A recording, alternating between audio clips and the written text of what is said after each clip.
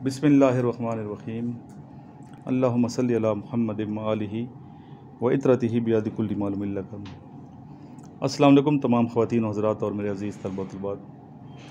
अल्हम्दुलिल्लाह, अल्लाह ताला का करम है कि अल्लाह ताला ने हमारी मुलाकात अच्छे दोस्तों से करवाई है। अच्छे हमारे स्टूडेंट्स हैं। आज भी माशाल्लाह हमारे स्टूडेंट ने अच्छा लेक्चर दिया आपको, जिनका ताल्लुक़ मिलिट्री कॉलेज सुई से था, और अपना एक्सपीरियंस आपको शेयर किया। इसके बाद बाकी भी जो मेरे स्टूडेंट्स हैं आते रहते हैं यहाँ पे लेक्चर देने के लिए, अपने एक्सपीरियंस से आपको मुस्तफ़ीद करते हैं। इसी तरह हमारे अहमद भाई हैं, मोटिवेशनल स्पीकर है, बल्कि मोटिवेशनल से बढ़ के ये इंस्पायरेशनल स्पीकर हैं। मोटिवेशनल स्पीकर तो छोटा होता है, इंस्पायरेशनल इसलिए कि अल्लाह ताला ने इन पर एक आजमाइश लाई, नज़र चली गई, दोनों आँखों से नबीना, एक आँख से बिल्कुल थोड़ा सा नज़र आता है, लेकिन इसके बावजूद देखें, इनको देख के हमारे अंदर एक जज्बा और करेज पैदा होती है। ईमान की ताकत है, ईमान की जो ताकत है इंसान को गिरने नहीं देती, मर्द मोमिन की पहचान है ये। और हर वक्त अल्लाह अल्लाह अल्लाह अल्लाह का ज़िक्र, तो अल्लाह का ज़िक्र ऐसा करना चाहिए कि अगला बंदा ये कहे कि ये शख्स पागल है, वो असल आशिक होता है। तो उनकी मिसाल देखता हूँ मैं, अहमद भाई को जब देखता हूँ तो इन पे लागू होती है। तो हमारी ये खुशकिस्मती है कि अल्लाह ताला ने, स्पेशली मेरी खुशकिस्मती है कि अल्लाह ताला ने इनसे दोस्ती करवाई है, अहमद भाई से। और इतनी बड़ी शख्सियत नज़र ना होने के बावजूद इतने दूर से इधर आते हैं कि मैं अपनी कौम की खिदमत करना चाहता हूँ। एक छोटा सा मेरा सिस्टम है, ये एक कमरा है, छोटा सा रूम है, लेकिन इनके जज्बे को मैं सलाम पेश करता हूँ। कैसे आते हैं, कितनी मेहनत करते हैं यहाँ के, आपको और एक इंसान की जान बचाना पूरी इंसान की जान बचाने को मुतरादिफ है। इसी तरह एक इंसान बना देना, नस्ल बना देना, पूरी नस्ल बनाने को मुतरादिफ है। तो हमारी ये खुशकिस्मती है। बहुत कुछ सीखा सर से मैंने। कल इंशाल्लाह ताला हम जा रहे हैं, मुख्तलिफ कैड कॉलेजेस में जाते हैं, जिस तरह मारगला कैड कॉलेज हम गए हैं, वहाँ लेक्चर दिए। मिसाली पब्लिक स्कूल मुजफ्फरगढ़ के जो ओनर हैं वो इधर तशरीफ़ लाए, वो भी साथ हैं। और कुछ कॉलेजेस में गए, वापडा के तरबेला अहमद भाई साथ गए। कैड का जंग वालों ने हमें बुलाए हुए, बार बार उनकी आते हैं, कब आप, तो इंशाल्लाह वहाँ भी जाएंगे। कैड का रावलपिंडी सप्तान शाह साहब के, उधर हमने जाना है, विज़िट करना है। कैड का मरी हमने जाना है। इसी तरह ये सारे पेंडिंग में जा रहे हैं। और अभी कल इंशाल्लाह कैड का खुशाब जाके हम लेक्चर देंगे, बच्चों को मोटिवेट कर, ज़िंदगी रही तो इंशाल्लाह। सर ख़ुद भी अपना एक कैड कॉलेज बना रहे हैं, खुद सर की प्लानिंग है, मुख्तलिफ 25 कॉलेजेस बनाने हैं, 25 अकेडमीज़ बनाएंगे, और वो फ़नी होंगी। वहीं ऐसे हमारे बच्चों को देख नौकरियाँ नहीं हैं यहाँ पे, नौकरियों में कमी है, तो उनको को हुनर सिखाया जाए। तो सर का ये एक इरादा है, इरादा अच्छा होना चाहिए, नीयत अच्छी होनी चाहिए। तो अल्लाह ताला करम फरमाते हैं कि 25 कॉलेजेस, 25 अकेडमीज़, 25 अल्लाह के घर मसाजिद बनाएंगे। और फिर अभी कैड कॉलेज का सर को प्लान दिए, तो जगह देख रहे हैं 17 मील के पास, मरी के पास जगह, इंशाल्लाह एक बेस्ट कैड कॉलेज बहुत जल्द आप देखेंगे, जो पाकिस्तान की मैं समझता हूँ बहुत बड़ी खिदमत होगी। तो मैं सर से रिक्वेस्ट करूँगा कि सर किसी टॉपिक पे अपने ख़िलाफ़ का इज़हार करेंगे। अस्सलामु अलैकुम व रहमतुल्लाहि। अल्लाहुम्मा सल्लि व सल्लिम व बारिक अला नबीना मुहम्मद व अला आलि मुहम्मद। औज़ु बिल्लाहि समीइल अलीम मिनश शैतानिर रजीम मिन हम्ज़िही व नफ़्ख़िही व नफ़्सिही। बिस्मिल्लाहिर रहमानिर रहीम। व क़ुल रब्बि ज़िदनी इल्मा। अल्लाहुम्मा रब्बि हब्ली हुक्मन व अल्हिक़नी बिस्सालिहीन। अल्हम्दुलिल्लाहि रब्बिल आलमीन। सबसे पहले तो जो अहमियत की बात है, सबसे मैंने अपने जो सीखना है, purpose of life, purpose of life and death and purpose of creation of जिन एंड इंसान, कि इंसानों और जिनों को पैदा क्यों किया गया है। हम इस प्लानट अर्थ पे भेजा जाना एक सेकंड टॉपिक है। फर्स्ट आपने जानना है कि हम इंसान और जिन पैदा क्यों किए गए हैं। तो उसका जवाब कुरान करीम में अल्लाह तबारक व तआला अज़्ज़ व जल फरमाते हैं, बिस्मिल्लाहिर्रहमानिर्रहीम, वमा खलक़तुल जिन्न वल इंस इल्ला लियअबुदून। मैंने जिन्नों और इंसानों को पैदा इसलिए किया है कि वो मेरी ही इबादत करें। जब पैदा किया गया तो इबादत के पर्पज़ के लिए पैदा किया गया, जिन्नों को भी और इंसानों को भी। पर इबादत का मतलब आपने फ़हम करना है, समझना है, अंडरस्टैंड करना है। इबादत का मतलब है टोटल ओबीडियंसी, मुकम्मल ताबेदारी, हर तरह की अतातो फरमा बरदारी, हकूकुल्लाह में, हकूकुल इबाद में, तमाम ताबेदारी अल्लाह तबारक व तआला की इबादत कहलाती है। नमाज, रोज़ा, हज, ज़कात, तस्बीहात, अज़कार के अलावा दुआ, पुकार, नज़र, मन्नत, कसम, सब चीज़ें इबादत है। वालिदैन के हकूक़, बीवी बच्चों के हकूक़, माशरे में अच्छा इंसान बनना, गुड ह्यूमन बीइंग बनना, ये तमाम के तमाम मालिक अज़्ज़ व जल की ताबेदारी और रज़ामंदी के लिए आमाल करना, रास्ते से पत्थर तक हटा देना भी इबादत में कंसिडर किया जाता है। रिज़्क़ हलाल का कमाना, उसका खर्च करना, हर काम इबादत है। इंसानों और जिन्नों का पर्पज़ ऑफ क्रिएशन ऑफ जिन इंसान यही है, मकसद ही ये है कि इबादत। और ये जब तक हमारे ज़हनों में बात क्लियर नहीं होगी, हम अपनी ज़िंदगियों में आसानियाँ पैदा करने वाले नहीं बन सकते। मालिक अज़्ज़ व जल ने 1,24,000 कमोबेश पैगम्बर अलैहिस्सलातु वस्सलाम आए अजमाइन इसी मकसद के लिए कि इंसानों को भी और जिन्नों को बताया जाए कि तुम्हारी क्रिएशन का मकसद इबादत है। और इबादत का मतलब है टोटल ओबीडियंसी, मुकम्मल ताबेदारी, हर तरह की अतात व फरमाबरदारी मालिक अज़्ज़ व जल की होगी, हर मामले में, हर लिहाज से, हर एंगल से, हर जगह पे। ठीक है, ये ज़हन में क्लियर होनी चाहिए बात। दूसरा, जब प्लैनेट अर्थ पे क्यों भेजा गया, बिस्मिल्लाहिर्रहमानिर्रहीम, ये purpose of creation of life and death क्या है, ज़िंदगी और मौत का जो सर्कल बनाया अल्लाह तबारक व तआला अज़्ज़ व जल ने, वो क्यों बनाया?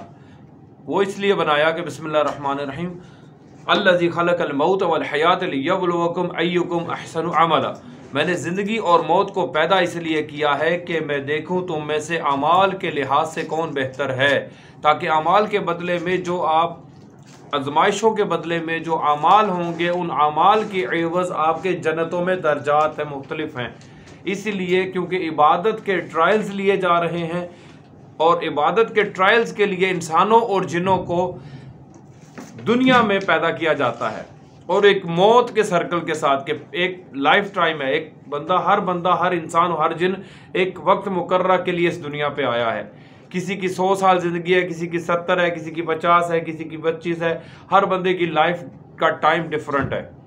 अपने उस गिवन टाइम में उसने बेस्ट परफॉर्म करना है, अच्छे आमाल करने हैं। सूरतुल असर की वो 4 बातों पर अमल करना है कि बिस्मिल्लाहिर्रहमानिर्रहीम वल अस्र इन्नल इंसान लफी खुस्र इल्ला लज़ीना आमनु व अमिलुस सालिहात व तवासौ बिल हक़्क़ि व तवासौ बिस सब्र, के ईमान लाना सबसे पहले, दूसरा नेक अमाल करना, अच्छे अमाल करना, और तीसरा व तवासौ बिल हक़, हक़ पे रहना, हर तरह के हक़ को पहचानना और हक़ पर कायम रहना, और चौथी बात है सब्र पर कायम रहना। सब्र पे कायम भी रहना इतना इंपॉर्टेंट, हर चीज़ की अपनी इंपॉर्टेंस है। ईमान लाना, अमल सालिहात करना, हक़ पे रहना और सब्र पे रहना। जब तक ये चीज़ें हम अपने माइंड्स में क्लियर नहीं करेंगे, हमारी ज़िंदगियों में आसानियाँ नहीं आ सकती। सर, हर जिन के लिए, हर इंसान के लिए ये समझना बहुत ज़रूरी है। जब तक पर्पज़ ऑफ क्रिएशन ऑफ जिन एंड इंसान नहीं समझेंगे, जब तक purpose of creation of life and death नहीं समझेंगे, हम जिंदगियों में आसानियां पैदा करने वाले नहीं हो सकते। मालिक अज़्ज़ व जल का जो सिस्टम है, जिस सिस्टम के तहत अल्लाह ताला ने हमें इधर भेजा है, जब तक उसका इंट्रोडक्शन वक़ुर रब्बि ज़िदनी इल्मा, इल्म हासिल नहीं करेंगे उसके बारे में, तब तक हमारी ज़िंदगियों में पॉजिटिविटी के साथ हम आसानियाँ नहीं पैदा करने वाले बन सकते। सबसे पहले इसका इल्म हासिल करना है कि हमें इंसानों और जिन्नों को इबादत के लिए पैदा किया गया और दुनिया पे इसलिए भेजा गया कि हमारी आजमाइश गाह है ये दुनिया। इसमें मुश्किलें, परेशानियां, दुख, मुसीबतें, खुशी, गमी, हर किस्म के मामलात आपको फेस करने हैं। आपने अपना ज़हन, अपना माइंड डेवलप करना है कि हर किस्म की खुशी पे शुक्र अदा करना है, हर किस्म के गम और आजमाइश के ऊपर मालिक अज़्ज़ व जल का शुक्र करना है।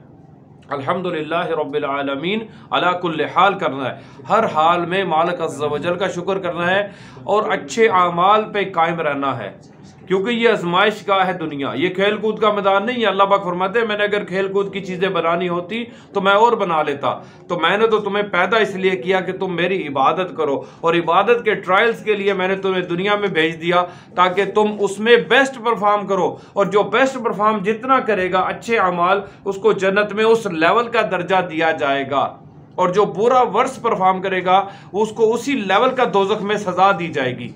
ये एक सिस्टम के तहत डाला गया इंसानों और जिन्नों को इस प्लैनेट अर्थ पे। तो वो जब तक हमें विजन क्लियर नहीं होगा, फिर हमारा मिशन समझ नहीं आएगा। हमारा मिशन क्या है, हमारा विजन क्या है, हमें पता ही नहीं। हमें इंट्रोडक्शन ही नहीं है मालिक अज़्ज़ा वजल का, हमें इंट्रोडक्शन ही नहीं है कुरान करीम की मुहकम आयात का, हमें इंट्रोडक्शन नहीं है आका करीम अलैहिस्सलातु वस्सलाम के मैसेजेस का। 1,24,000 पैगंबर क्या बात रिपीट करते रहे। मालिक अज़्ज़ा वजल ने एक ही मैसेज डिलीवर किया। सूरत आल इमरान की जो 64 नंबर वर्स है कि जो कॉमन टर्म है, जो तमाम क्रिश्चियन जूस सब के लिए कॉमन टर्म है, वो कौन सी आयत है कि ईमान यानी कि अल्लाह की इबादत करनी है और उसके साथ शिरक नहीं करना और अल्लाह के सिवा किसी को अपना कारसाज नहीं बनाना। ये 3 बातें ही कॉमन टर्म है। आदम अलैहिस्सलाम से लेके आका करीम अलैहिस्सलाम तक ये 3 बातों पे टॉपिक रहा। अब ये 3 बातों के अंदर ही सारा मामलात हैं। इनकी एक्सप्लेनेशन हमने लेनी है, इसका नॉलेज हासिल करना है कुरान करीम से, नबी करीम अलैहिस्सलाम की ज़ात पाक से, अल्लाह अज़्ज़ा वजल के अहकामात से। तो सबसे पहले हमें पर्पस ऑफ क्रिएशन ऑफ जिन एंड लाइफ, जब तक नहीं लाइफ एंड डेथ नहीं पता चलेगा, पर्पस ऑफ क्रिएशन ऑफ जिन एंड इंसान नहीं पता चलेगा, तो हम तक जिंदगियों में आसाना पैदा करने वाले नहीं बन सकते। फिर हर मुसीबत, हर परेशानी, हर दुख हमें दुख देगा, हमें तकलीफें आएंगी तो हम उसको बर्दाश्त नहीं कर पाएंगे। क्यों? हमारा विजन ही नहीं है, हमें पता ही नहीं, सिखाया ही नहीं गया कि किन किन मुश्किलों और मुसीबतों से हमने गुजरना है। तमाम इंसानों ने, तमाम जिनों ने, सूरह बकरा की 155 नंबर वर्स में अल्लाह पाक फरमाते हैं, हम तुम्हें आजमाएंगे खौफ से दुश्मन के, भूख से, तंगी से, बीमारियों से, परेशानियों में, आजमाइशों में मुख्तलिफ किस्म की मुबतला करके और मेरे सब्र करने वाले बंदों को खुशखबरियां सुना दो। नबी सल्लल्लाहु अलैहि वसल्लम को अल्लाह पाक फरमाते हैं कुरान करीम में कि मेरे सब्र करने वाले बंदों को। इसलिए वो सूरत अल असर की 4 बातें कभी नहीं बोलनी चाहिए। हर वक्त अपने माइंड्स में रखें कि ईमान लाना जैसा कि ईमान लाने का हक है, अमल सालिहात, अच्छे आमाल करना है, अच्छे अमल करने हैं, पॉजिटिव रहना है ऑलवेज, हुस्न जन पर रहना है। हुस्न का मतलब अच्छा, जन का मतलब गुमान, पॉजिटिव थिंकिंग ऑलवेज रखनी है, मेंटेन। 2 बात। तीसरी बात जो है वो हक पे रहना है। चौथी बात सब्र पे रहना है। तो ये चीज़ें आपको आसानियाँ पैदा करने में मदद देंगी जिंदगियों में। आप ISSB के टेस्ट दे रहे हैं, किसी भी CSS के या किसी भी शोबे ज़िंदगी में, आप बिजनेस कर रहे हैं, जॉब कर रहे हैं या किसी भी जगह पे सर्विस कर रहे हैं, फैमिली में एक अच्छा बाप बनने के लिए, एक अच्छी माँ बनने के लिए, बहन भाइयों के रिलेशन को मेंटेन करने के लिए, दोस्तों में हर एक के साथ खुश सलूबी के साथ रहने के लिए, हुस्न अखलाक के साथ, ये चीज़ों का समझना बहुत ज़रूरी है। जब तक ये चीज़ें समझ नहीं आएंगी, हम अपनी ज़िंदगियों में आसानियाँ पैदा करने वाले बन ही नहीं सकते, क्योंकि ये सब चीज़ें आजमाइश के तौर पे आएंगी। मुश्किलें, परेशानियाँ, हमें खुशी का तो जब कोई अच्छी खबर पहुंचती है तो इंसान बहुत खुश होता है, तो जब दुख वाली मुश्किल वाला घड़ी आती है तो बंदा परेशान क्यों हो जाता है? इस वजह से होता है कि वो प्रिपेयर नहीं होता मेंटली तौर पे कि मेरे पे मुसीबत भी कोई आ सकती है कि नहीं आ सकती। तो मुसीबतों के बारे में, परेशानियों के बारे में, नाकामियों के बारे में आपने पहले से ही प्रिपेयर रहना है कि ये मेरे मालिक अज़्ज़ा वजल की तरफ से आजमाइश है, इस आजमाइश में मैंने पूरा उतरना है। वतवासौ बिल हक़ वतवासौ बिस सब्र के तहत वस्तईनु बिस सब्र वस्सलात इन्नल्लाह मअस-साबिरीन। नबी अल्लाह अज़्ज़ा वजल फरमाते हैं, नमाज पर कायम रहते हुए और सब्र पर कायम रहते हुए अल्लाह तबारक व तआला अज़्ज़ा वजल की मदद तलाश करो, मदद मांगते रहो हर वक्त। नमाज और सब्र बहुत इंपॉर्टेंट है। सैयदना मूसा अला नबीना मूसा अलैहिस्सलातु वस्सलाम, उसके लिए इल्म बहुत ज़रूरी है। वक़ुर रब्बि ज़िदनी इल्मा, सब्र के लिए, ईमान के लिए, अमल सालिहात करने के लिए, हक़ को जानने के लिए सबसे इंपॉर्टेंट चीज़ क्या है? इल्म। और नबी अलैहिस्सलातु वस्सलाम को सूरत ताहा में एक ही दुआ सिखाई गई है, क्या मेरे प्यारे महबूब कह दीजिए कि मेरे मालिक अज़्ज़ा वजल मेरे इल्म में इजाफा फरमाओ। वक़ुर रब्बि ज़िदनी इल्मा, इल्म का मतलब है जानना, हर चीज़ का जानना इल्म कहलाता है। इल्म का मतलब बहुत बड़ा है, हर चीज़ का जानना इल्म कहलाता है। एक बंदा कपड़े धोता है वो भी नॉलेज है, औरतें फैमिली घर में खाना बनाती हैं, सफाइयाँ करती हैं, वो भी नॉलेज है। हर चीज़ का जानना इल्म है। आप इल्म का डेफिनेशन बहुत बड़ी है। मूसा अलैहिस्सलातु वस्सलाम को सूरतुल कहफ में आता है कि अगर खज़र अलैहिस्सलातु वस्सलाम ने फरमाया कि मूसा आप मेरे साथ रहकर सब्र नहीं कर सकोगे, हालांकि मूसा अलैहिस्सलाम नबी भी हैं, रसूल भी हैं, तौरात उन पे नाज़िल हुई है, किताब अल्लाह की, कलीमुल्लाह भी हैं, पर खज़र अलैहिस्सलाम फरमाते हैं आप मेरे साथ रहकर सब्र नहीं कर सकोगे। और आप सब्र कर भी कैसे सकते हो? उन बातों पर जिन बातों की हकीकत आप पर वाज़े ना हो। जब मूसा अलैहिस्सलाम को पता ही नहीं कि मैं क्या एक्टिविटी परफॉर्म करूंगा तो वो तो सब्र कैसे करेंगे। सैयदना मूसा अलैहिस्सलाम जब ट्रैवल किया सैयदना खिज़र अलैहिस्सलाम के साथ, तो खिज़र अलैहिस्सलाम ने कश्ती तोड़ी। सूरतुल कहफ में ये सारा वाक़या मौजूद है। तो उन्होंने शोर मचा दिया कि आपने कश्ती क्यों तोड़ी, इतनी अच्छी उसकी कश्ती थी बेचारे मुस्किन आदमी की। तो खिज़र अलैहिस्सलाम फरमाया आपको मैंने कहा था आप मेरे साथ सब्र नहीं कर सकोगे। ज़ाहिर है कि जिस चीज़ों की हकीकत उन पर वाज़ेह नहीं है, जिस चीज़ का इल्म नहीं है मूसा अलैहिस्सलाम के पास, उस पर वो ज़ाज़म बेसब्री का इजहार करेंगे। इसी तरह कश्ती तोड़ी, दूसरा इंसिडेंट बच्चा मार दिया उन्होंने, उसमें भी उन्होंने सब्र नहीं किया, ऑब्जेक्ट किया, दीवार बनाई एक गिर रही थी। ये तीनों वाक़यात सूरतुल कहफ में मौजूद हैं। इनसे क्या नतीजा अखज़ होता है कि तकदीरी अमूर का इल्म सैयदना खिज़र अलैहिस्सलाम के पास था। इसे कहते हैं तकदीरी अमूर। जो आजमाइश के तहत हम प्लेनेट अर्थ पे भेजे गए हैं उसमें तकदीर के हम बाउंड है। ईमान लाने में एक शिक ये भी है कि तकदीर पे ईमान लाना है, अच्छी या मुश्किल। बुरी नहीं होती तकदीर, अच्छी या मुश्किल, यानी आसानी वाली तकदीर या मुश्किल वाली तकदीर। यानी आपको आजमाइश में डाला जाएगा, आप उसमें क्या करते हो, बेस्ट परफॉर्म करते हो कि नहीं, सब्र पे कायम रहते हो कि नहीं, नबियों की फॉलोइंग करते हो कि नहीं, अल्लाह के हुक्मों की ताबेदारी करते हो कि नहीं करते। तो वो सैयदना मूसा अलैहिस्सलाम ने सब्र करना, बेसिकली तो इस वाक़े में सब्र की तलकीन की जाती है कि जो तकदीरी अमूर है, कोई हादसा हो जाता है, परेशानी आ जाती है, दुख हो जाता है, उसको तकदीर समझें, आजमाइश समझें, उस पर सब्र करें, उसको फेस करें, उसका मुकाबला करें, अपने आप को मेंटली तौर पे पहले प्रिपेयर करके रखें कि हमने इन चीज़ों से गुजरना है। अल्लाह अज़्ज़ व जल की पनाह भी हासिल करते रहें कि या अल्लाह हमें मुश्किलों मुसीबतों से बचाओ। और अगर कोई मुसीबत आ जाए तो आका करीम अलैहिस्सलाम ने फरमाया ला इलाहा इल्ला अंता सुब्हानका इन्नी कुन्तु मिनज़ ज़ालिमीन का वजीफा पढ़ते रहें मुसीबत को टालने के लिए। अगर जो आ जाए, पहले भी पढ़ते रहे कि आवे ही ना, अगर आ जाए, क्योंकि इंसान कमज़ोर है, परेशान हो जाता है जल्दी। जब उसको मुश्किल और परेशानी पहुँचती है तो वो मायूस हो जाता है, इवन के कुफर तक भी बंदे पहुँच जाते हैं। मुफलिसी कुफर तक पहुँचा देती है मायूसी, क्योंकि कुफर है। अल्लाह के वही बंदे, कुरान करीम में अल्लाह पाक फरमाते हैं कि मायूसी तो कुफर के मुतरादफ है। अल्लाह के वो बंदे जो अल्लाह की से नाउमीद होते हैं वही तो काफिर हैं। काफिर से मुराद इनकार कर चुके हैं उसकी तकदीर के सिस्टम से। अल्लाह पे ईमान लाए थे कि अल्लाह ताला हम आपकी तकदीर पे ईमान लाते हैं, तो उस पर कायम रहे ना, अब उसको छोड़े मत, सब्र पे कायम हो जाए। कोई पता नहीं क्या मुसीबत आनी है, उसमें कितनी खैर है, कितनी आजमाइश है। सैयदना इमाम हुसैन अलैहिस्सलाम देखिए कितनी आजमाइशों गुजारे गए। सैयदना यूसुफ अलैहिस्सलाम 1,24,000 कमोबेश पैगंबर, तमाम अंबिया, प्लेनेट अर्थ पे जो अल्लाह का सबसे प्यारा होता है, सबसे ज़्यादा मुसीबतें, परेशानियाँ, दुख, आजमाइशें उन बंदों पर आती हैं। आप खुद देख लें, यूसुफ अलैहिस्सलाम को बचपन में कुएं में फेंका गया, फिर गुलाम बना दिए गए, फिर बिके, फिर किधर ट्रैवल की। 21 नंबर आया था सूरह यूसुफ की, बिस्मिल्लाहिर्रहमानिर्रहीम, वल्लाहु गालिबुन अला अम्रिही वलाकिन्न अक्सरन्नास ला यअलमून, कि अल्लाह तो अपने अमर पर गालिब है मगर अक्सरियत लोगों की इससे नावाकिफ है। लोग जानते ही नहीं है कि मालिक अज़्ज़ व जल अपनी प्लानिंग के तहत सिस्टम को चला रहा है, आजमाइशों में डाल के, मुसीबतों में मुब्तला करके, खुशहालियों में मुब्तला करके, किसी को अमीर बना के, किसी को गरीब बना के, किसी को सेहतमंद, किसी को बीमार, किसी को तंग दस्त, किसी को मुफलिस, किसी को बादशाह के घर पैदा करके, किसी को झोपड़ी वाले के घर पैदा करके, किसी को मुसलमान के घर पैदा करता है, किसी को काफिर के घर। तो पैदा कौन करता है? अल्लाह अकबर कबीरा, अल्लाह तबारक व तआला अज़्ज़ व जल। ये सारा निज़ाम ला हौला वला कुव्वता इल्ला बिल्लाह, आपने इस पे ईमान लाना है। आप जिस जगह पे हो, आप वहाँ पे बेस्ट परफॉर्म करने के आदी हो जाओ। जिस जगह भी परफॉर्म करो, फैमिली में हो, बिजनेस में हो, बाप हो तो अच्छे बाप बन के दिखाओ, भाई हो तो अच्छे भाई बन के दिखाओ, बहन हो तो अच्छी बहन बन के दिखाओ, बीवी है तो अच्छी बीवी बन के दिखाओ। हर जगह पे एक स्टूडेंट हो तो अच्छा स्टूडेंट बन के दिखाओ। मुल्क और कौम की खिदमत करो, पाकिस्तान की, अपने वतन की, अपने पेरेंट्स की, अपने घर वालों के लिए पॉजिटिविटी के जज्बात रखें, हुस्न ज़न पर रहें। सबसे बड़ी मेन 3 चीज़ें नबी अलैहिस्सलाम ने फरमाया कि ईमान लाने के बाद जो तुम्हें सबसे मजबूत चीज़ दी गई है वो हुस्न ज़न है।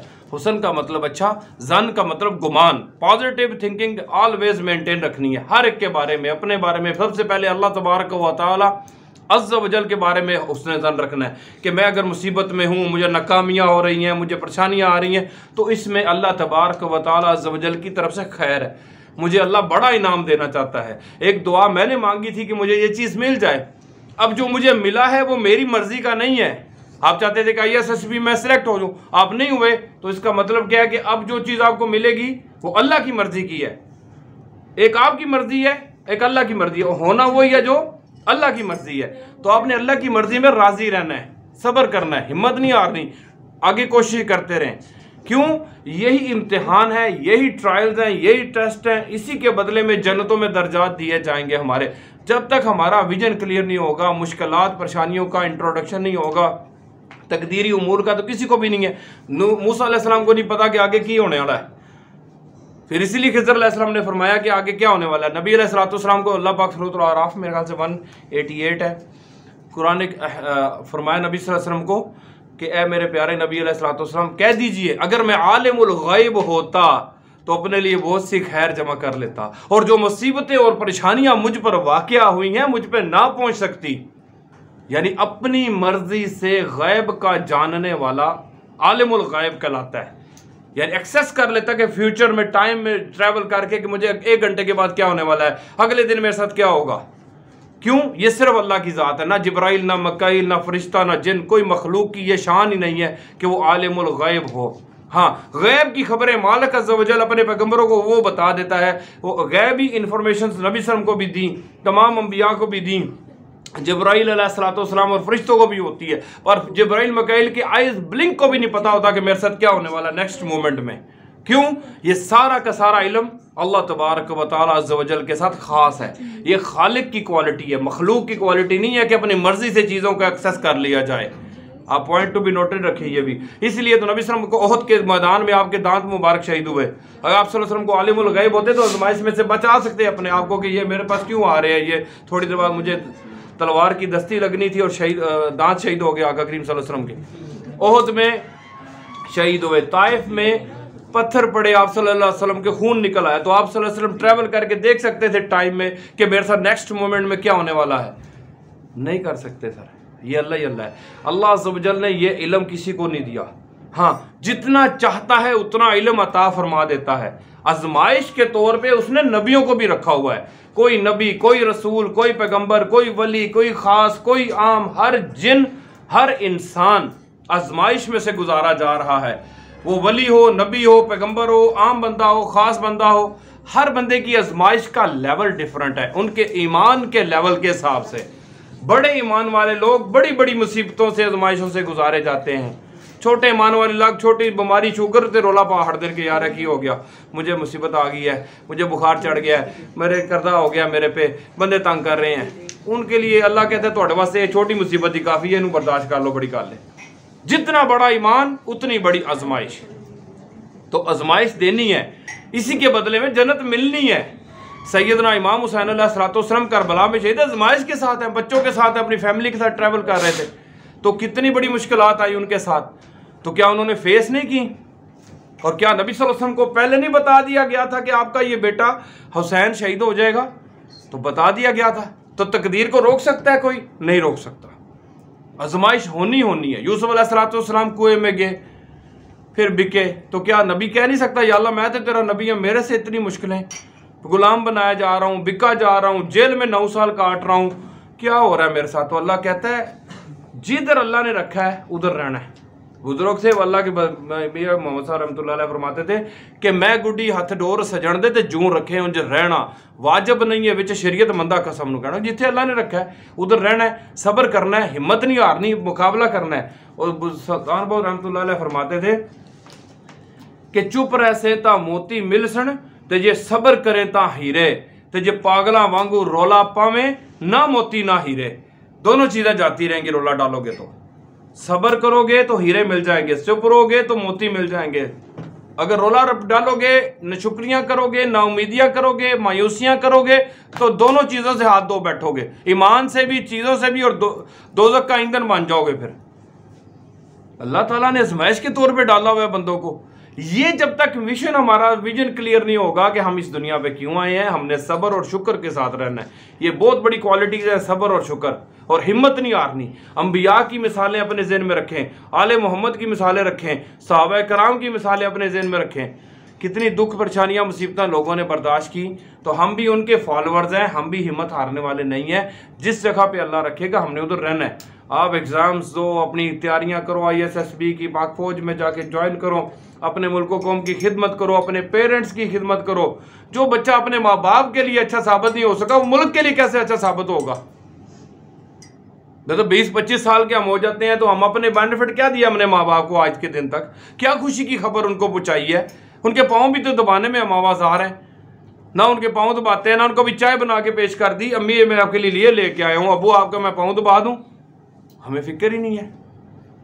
तो हमने क्या मुल्क की खिदमत करनी है सर? जिन माँ बाप ने हमें पैदा के जरिए हम पैदा हुए, उन माँ बाप का न शुक्र। अल्लाह तो कहता है कि जो माँ बाप का न शुक्र, नबी अलैहिस्सलाम ने फरमाया, वो कभी जन्नत में नहीं जाएगा। डेफिनेट बात है, अल्लाह और उसके रसूल के बाद जो सबसे बड़ा दर्जा है वो आपके पेरेंट्स का है। तो पेरेंट्स का मकाम बहुत बड़ा है, खास तौर पे अम्मी अबू दोनों का ही। नबी अलैहिस्सलाम ने फरमाया कि माँ के कदमों के पास जन्नत है और बाप जन्नत का दरवाजा है। दोनों का अपना मकाम है सर। हर बंदे का मामलात हमने समझने हैं। अल्हम्दुलिल्लाह रब्बिल आलमीन, जब तक हमें ये पर्पस नहीं समझ आएगा कि लाइफ में हमने कैसे रहना है, व तवासो बिल हक व तवासो बिस सब्र पे रहना है। नबी सल्लल्लाहु अलैहि वसल्लम ने फरमाया तुम्हारी ज़बान से और तुम्हारे हाथों से दूसरे महफूज रहने चाहिए। तो सर हमने अपनी ज़बान से हाथों से सबको महफूज रखना है। जो अपने लिए पसंद करते हो, अपने भाइयों के लिए वही कुछ पसंद करना है। अपने लिए खैर बरकतें रहमतें पसंद करते हो तो अपने रिश्तेदारों दोस्तों भाइयों के लिए भी अच्छी चीज़ें सोचें कि यार मेरी खैर हो तो इस भाई की भी खैर हो ना, सबके लिए अच्छा सोचें। नबी करीम अलैहिस्सलाम का दर्द दिल अपनाना है। फलअल्लका बाक़ि नफ्सका अला आसारिहिम इल्लम युमिनु बिहाज़िल हदीस आसफा, सूरतुल कहफ की आयत नंबर 6 में नबी सल्लल्लाहु अलैहि वसल्लम रोग अपनी जान हलाक कर रहे हैं। अल्लाह फरमा रहे हैं कि आप अपनी जान दे दोगे इस रंज से कि ये लोग ईमान क्यों नहीं ला रहे। हमें अफसर बनो, व्हाटएवर जो भी बनते हो बनो, पर पर्पस तो पहचानो कि मैं आया क्यों हूँ इधर। उसके लिए हमने अखलाक से रहना है नबी सल्लल्लाहु अलैहि वसल्लम के। सर बहुत शुक्रिया सर। अभी इन बच्चों के जो क्वेश्चन है सर, उनके अगर आप शार्ट आंसर दे दें। जी, सब स्टूडेंट ने क्वेश्चन पूछने हैं, हर बच्चा क्वेश्चन ज़रूर पूछेगा। हर स्टूडेंट ने कम से कम 2 क्वेश्चन पूछने हैं। दानियाल खड़े होकर पूछें।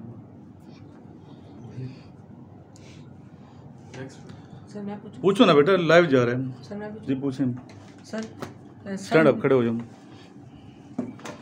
सर ने जैसे कि कहा, और अल्लाह ताला ने दुनिया में इंसानों और जिन्नों को भेजा। तो सर जिन्नात से पहले, इंसानों से पहले जिन्नात है। तो सर से मैं पूछना चाहूँगा इनमें क्या डिफरेंस है? क्या वो भी अल्लाह के नेक भी जिन्नात भी होते हैं? सर बिल्कुल, जिन्नात जो है पहली क्रिएशन है बिफोर ह्यूमंस। इंसानों से पहले जिन्नों को पैदा किया गया। और इंसानों और जिन्नों के बारे में आपको पता होना चाहिए कि ये दोनों मखलूक ऐसी हैं कि जिनके पास फ्री विल है। फ्री विल से मुराद है अपनी मर्जी का इख्तियार है। अल्लाह तबारक व तआला अज़्ज़ व जल ने हमें इजाज़त दी हुई है कि मेरी मर्जी के अगेंस्ट भी चल सकते हो तुम लोग। यानी मालिक अज़्ज़ व जल फरमाया कि माँ बाप को दुख नहीं देना। अब बंदा दुख दे रहा है कि नहीं दे रहा? झूठ नहीं बोलना, बोल रहा है बंदा, इंसान भी बोल रहा है, शैतान जिन भी बोल रहा है। तो यानी ये जो मर्जी का इख्तियार है, फ्री विल है, इसकी इजाज़त है इंसानों और जिनों को। सबसे पहले जब जिन पैदा किए गए थे, फरिश्ते के बाद की मखलूक है जिन। अब जिन जो पैदा हुए थे उनमें भी नेकोकार भी जिन थे, बद भी जिन थे, अच्छे भी थे। और शयातीन का वजूद उस वक़्त नहीं था। यही शयातीन उन्हीं में से थे नेगेटिव, क्योंकि वही शैतान जो अल्लाह की नाफरमानी करता है, अल्लाह उसको शैतान की कैटेगरी में फाल करा देता है। किस तरह? कुरान करीम में आता है कि अल्लाह पाक फरमाते हैं कि आप सल्लल्लाहु अलैहि वसल्लम से पहले जितने भी पैगंबर मैंने भेजे उनके दुश्मन शयातीन ही पैदा हुए, कुछ जिनों में से और कुछ इंसानों में से भी। मिनल जिन्नत वन नास। शैतान से मुराद शैतान को मखलूक नहीं है, याद रखिएगा। एक तो शैतान के बारे में बात आ गई है जिन से शुरू होके, क्योंकि जिन जो है यानी इबलीस जो है वो जिन है। अब शैतान बन चुका। क्यों शैतान बन चुका? अपने अल्लाह अज़्ज़ व जल के दरबार से जब वो रिजेक्ट हो चुका, अल्लाह की नाफरमानी करके, वो शैतान का टाइटल, शैतान बेसिकली एक डिग्री है, एक टाइटल है। वो जिन्नों को भी मिल सकती है, इंसानों को भी मिल सकती है। जो मालिक अज़्ज़ व जल की नाफरमानी करता है और परमानेंट उसके ऊपर कुफर का धब्बा लग जाए कि ये रिजेक्ट हो जाता है अल्लाह की बारगाह में कि ये रिजेक्ट है, और उसको शैतान का टाइटल मिल जाता है कि अब तू रिकमेंडेड फॉर शैतान है। जैसे हम लोग आर्मी में ISSB में रिकमेंड होते हैं, अल्लाह की रिकमेंडेशन का फार्मूला शैतान इस तरह बन रहे हैं, ठीक है ना। यानी IS जो APS के बच्चों पे जिन्होंने अटैक किया था, तो वो इंसानों में से शैतान थे। कुरान करीम में आता है मिनल जिन्नते वन नास। हम पहले सोचते थे कि चलो जिनों के शैतान तो हमने नहीं देखे हुए, इंसानों के शैतान तो ये हैं जो दरिंदे हैं, जो बच्चों पे भी रहम नहीं करते, जो छोटे छोटे मासूम बंदों पे, इंसानों से पे, इनोसेंट बंदों पे जुल्म करते हैं, कत्ल गारत मचाई हुई है, फसाद फिल अर्द मचाया हुआ है। इसीलिए कुरान करीम में फसाद फिल अर्द की सजा कत्ल है कि ऐसे बंदों को कत्ल कर दिया जाए जो अर्द यानी जमीन पर फसाद मचा रहे हैं, क्योंकि वो शैतान की कैटेगरी में है। मुसलमान तो वो है ही नहीं है ना, जब वो है ही शैतान है तो शैतान को मार देना ही बेहतर है, ठीक है कि नहीं, उसका कोई और ऑप्शन नहीं है। पर याद रखें अच्छे और बुरे जिन भी होते थे, और जिनों और इंसानों के पास फ्री विल है। फ्री विल से मुराद है अल्लाह की तरफ से इजाज़त है कि आप गुनाह के काम भी कर सकते हो, अच्छे काम भी कर सकते हो। अच्छे करोगे तो इनाम मिल जाएंगे, बुरे करोगे तो सजा मिलेगी। पर अल्लाह की मर्जी और इजाज़त में फ़र्क ये है, अल्लाह की मर्जी ये है कि अल्लाह और उसके रसूलों की ताबेदारी की जाए, सल्लल्लाहु अलैहि वसल्लम और तमाम अंबिया की ताबेदारी की जाए, ये मर्जी है। और इजाजत जो है हमें दी गई है। इसलिए एक बंदा पीछे सवाल करता है जी और फलां बंदे ने छोटे बच्चे को मार दिया जैनब केस में, तो अल्लाह की तरफ से नौजुबिल्ला होता है ना ऐसा सवाल। इसी वजह से एथियस्ट और सेकुलर बंदे हो जाते हैं कि वो पता नहीं, अल्लाह तो कहता है मैं रहमान हूं, मैं बचाता हूं। ओ भाई किधर कहा है अल्लाह ने कि मैं इस तरह बचाता हूं? अल्लाह ने कोई ऐसा दावा नहीं किया, अल्लाह ने इजाजत दी हुई है आप लोगों को। पूरा कुरान पढ़ा है, आजमाइश के तौर पे है जी। नेक्स्ट क्वेश्चन जी सर, जैसे इस्लाम में हमें दिखाया गया कि हर काम सीधी हाथ से करना चाहिए, पर हमारा जो दिल है वो उल्टी साइड पे क्यों है, सीधी हाथ में क्यों नहीं मतलब दिखाया गया? क्योंकि इस्लाम में तो हर काम सीधी हाथ से करने की इजाज़त दी गई है। अच्छा, ये जो है ना कि इंसान का दिल उल्टे हाथ पे क्यों है कि हर काम सीधे हाथ से करना चाहिए। हर अच्छी काम देखिए, दिल का इख्तियार हमारे पास नहीं है। जिस चीज़ का इख्तियार है ना, हाथ चलाने का हमारा इख्तियार है, जिसकी बात वही कर रहा था, इजाज़त है। जिस चीज़ की इजाज़त है आप इधर से पकड़ सकते हो, इधर से भी पकड़ दे। अब दिल की हार्ट बीट पे आपका इख्तियार ही नहीं है, ये अल्लाह का बनाया हुआ एक स्ट्रक्चर है, सिस्टम है, आप उसके अंदर बाउंड हो, आप अपनी हार्ट बीटिंग को रोक नहीं सकते। इंसान तो इतना बेबस है और जिन और मखलूकात की कोई वैल्यू ही नहीं है, इतने बेबस हैं सिवाय फ्री विल के, और उनके पास कख कटा भी नहीं है, कुछ भी नहीं है। आंख का ब्लिंक करना उनके इख्तियार में नहीं है, हार्ट बीट उनके इख्तियार में नहीं है, गुर्दे डायलिसिस करते हैं वो इख्तियार में नहीं है, ब्लड पंप होता है वो इख्तियार में नहीं है, सोना कोई चीज़ ये चीज़ इख्तियार में नहीं है, क्योंकि इनके बारे अकाउंटेबिलिटी नहीं होगी। ये लेफ्ट साइड पे हो या राइट पे हो, गुर्दा इधर हो, या कोई मसला नहीं है। जिस चीज़ों की अकाउंटेबिलिटी है वो फ्री विल है। आपका हाथ, पाँव, जबान, ये चीज़ों का आपको इजाज़त है। जिन चीज़ों की इजाज़त है उसकी अकाउंटेबिलिटी है। जिन चीज़ों की इजाज़त नहीं है वो राइट पे हो, लेफ्ट पे हो, ये अल्लाह की तरतीब है अज़्ज़ा व जल की कि उसने किस तरह इंसान को बनाया है। ठीक है ना, ये इसका जवाब है कि आपने बिल्कुल इस पे सोचना नहीं है। और कुरान करीम में अल्लाह पाक फरमाते हैं बहुत से गुमानों से बचो, यानी फजूल गुमानों से, कि बाज गुमान कुफर होते हैं। यानी इस लेवल पे ना बंदा सोचने पर उठ जाए, अल्लाह के नज़दीक अल्लाह की तकदीर के इल्म को चैलेंज करने वाली बात होती है कि अल्लाह ने जैसे बनाया है कि फिंगरप्रिंट्स तो हर बंदे के मुख्तलिफ हैं, तो बंदा सवाल और भी अपनी तरफ से भी कर दे कि यार फिंगरप्रिंट में एक डॉट हो जाता ना तो फिर और बात थी यार, हैं एक निशान और आ जाता। तो ये इंसान के वसवसे हैं और ये कुफर में चले जाते हैं। इस तरह की बातें नहीं सोचनी चाहिए हमें जो चीज़ें हमें इजाज़त दी गई है अमल करने की, इसलिए तो अमल सालिहात का कहा जाता है। ज़बान और हाथ, अब अरे आइज चीज़ें, आँख, कान, नाक, ये चीज़ें बनाई, इनसे हमने पॉजिटिव रहना है, इनसे अच्छे आमाल करते रहना है। आँखों से भी, कान से भी अच्छी बातें सुननी है, आँखों से अच्छी चीज़ें देखनी है, ज़बान से अच्छी बात करनी है, हाथ से अच्छा अमल करना है। भाई ये हमारा इख्तियार है। जिसका इख्तियार नहीं है उसके सवाल का बात जी पूछा नहीं जाएगा। सर मेरे ये जहन में था, क्वेश्चन पहले भी था, अभी मैं दोबारा याद आया, तो मैंने कहा सर अहमद आएंगे तो पूछूंगा। सर एक क्वेश्चन ये है कि सर बहुत से लोग होते हैं सर कहते हैं कि ब्लैक मैजिक, काला जादू, सर ये अमल, ये सर मैं रियल नहीं मानता सर इसको, ये क्या सर क्या ब्लैक जादू पे यकीन नहीं है आपका? जी सर, ब्लैक मैजिक जो है ना, देखिए प्लैनेट अर्थ में दो तरह की ताकतें एग्जिस्ट कर रही हैं, इविल फोर्सेस हैं। अल्लाह तबारक व तआला अज़्ज़ व जल ने शैतान को थोड़े पीछे लाए इस वजह तो है कि थोड़ी आजमाइश के तौर पे ये पीछे लगा हुआ है। नहीं तो इसने तो खुद मोहलत मांगी है सूरह अल-आराफ की आयत नंबर 10 से लेकर 25 तक कि मुझे क़यामत वाले दिन तक की मोहलत दे दो कि मैं इसकी नस्ल की जड़ काटता रहूँगा, इस पे अपने सवार और प्यादे जिन्नात और इंसानों में से भी और जिनों में से अपने जो स्टूडेंट्स हैं वो इनके ऊपर चढ़ाता रहूँगा, इनको लड़वाता रहूँगा, वसवसे डालता रहूँगा। तो black magic is a part of that field. Black magic है, एग्जिस्ट करता है, क्योंकि वो शयातीन से रिलेट कर रहा है इल्म। काला इल्म मौजूद है, उसका वजन भी है, उसका वजह से नुकसान अल्लाह की तरफ से आजमाइश के तौर पे हो जाता है। नफा नुकसान पे कोई ना जादू कर सकता है ना कोई नफा नुकसान दे सकता है। जो किसी पे जादू होता भी है तो उसकी अपनी नेग्लिजेंसी की वजह से कि एक तो बेनमाजी होता है, दूसरे नंबर पे अल्लाह की प्रोटेक्शन में नहीं होता, वजीफों से पाक नहीं होता, वो बेनमाजी होता है, गाने बाजे सुनता है, दुनिया की जिंदगी में मगन है, वो जैसे बंदे के ऊपर जादू बड़ा जल्दी असर करता है। जो नमाजी बंदा होता है, लेकिन इसकी मतलब हकीकत है काले जादू, बिल्कुल ऐसा हकीकत है। क्लियर हो गया? बिल्कुल। नेक्स्ट पूछे उमर। सर आपने जैसे बताया कि फसाद फिल अर्द की गुनाह कत्ल है, तो सर कुरान करीम में इस हवाले से कोई आयत है? बहुत सारी आयात है कुरान करीम में फसाद फिल अर्ज के। ये तो नबी अलैहिस्सलाम ने जो कताल किया है, जो जंगें की हैं, गज़वात किए हैं, वो फसाद फिल अर्द की बुनियाद पे तो की हैं। तो वो सरकश और ज़िद्दी लोग थे जो इनोसेंट पीपल्स को मारते थे, औरतों को गुलाम और बांदी बना लिया करते थे। तो नबी अलैहिस्सलाम ने दावत भेजी उनको, तो उन्होंने आगे से बदमाशियाँ की। नबी सल्लल्लाहु अलैहि वसल्लम का दिल नहीं था कि मैं जंगें करूँ सारों के साथ। आप सल्लल्लाहु अलैहि वसल्लम वमा अरसलनाका इल्ला रहमतल लिल आलमीन है। ये जो जितनी भी जंगें हुई हैं आका करीम अलैहिस्सलाम की, ये जिद्दी और सरकश और फसाद फिल अर्द फैलाने वाले लोगों से हुई है, जिन्होंने अल्लाह के दीन को चैलेंज किया और इनोसेंट बंदों को गुलाम और बनाया। फिर उन्होंने कंप्लेंट्स देखी, फिर आप सल्लम ने लश्कर लॉन्च किए, तो फिर जिहाद किया। पाकिस्तान में भी तो ये जो रद्दुल फसाद का ऑपरेशन हुआ था, ये इसी आयतों इन कुरान करीम की आयत से लिया गया है। रद्दुल फसाद के फसाद का रद्द करना है, हमने फसाद खत्म करना है जिन्होंने मचाया हुआ है। कुरान करीम की आयत की मिसअंडरस्टैंडिंग करके, कुरान करीम की आयत कुछ कह रही होती हैं और जो शयातीन के फॉलोअर्स हैं उनका मफहूम और बयान कर रहे होते हैं। इसलिए हमने शैतान से पनाह मांगनी है, अल्लाह की पहले पनाह मांगनी है शैतान से। वक़ुल रब्बि औज़ु बिका मिन हमाज़ाति शयातीन व औज़ु बिका रब्बि अन यहज़ुरून औज़ु बिल्लाहि समीउल अलीम मिनश शैतानिर रजीम मिन हमज़िहि व नफ़्ख़िहि व नफ़्सिहि बिस्मिल्लाहिर रहमानिर रहीम। तो ये डेफिनेटली इसका एग्जिस्ट बहुत सारी आयत है, एक नहीं मल्टीपल आयत है फसाद फिल अर्द। जी नेक्स्ट क्वेश्चन पीछे बेट।